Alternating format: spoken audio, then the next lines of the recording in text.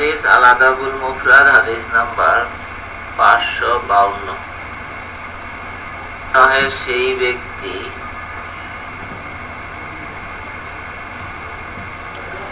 যে তাহার চাকরকে সঙ্গে নিয়ে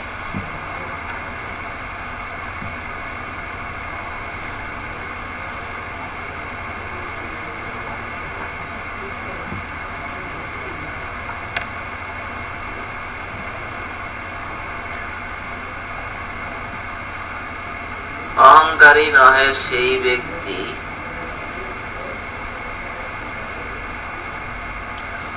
যে তাহার চাকরকে সঙ্গে নিয়া খায়,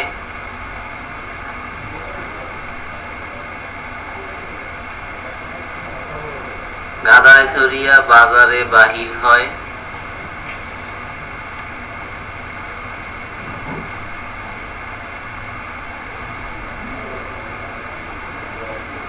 ছাগল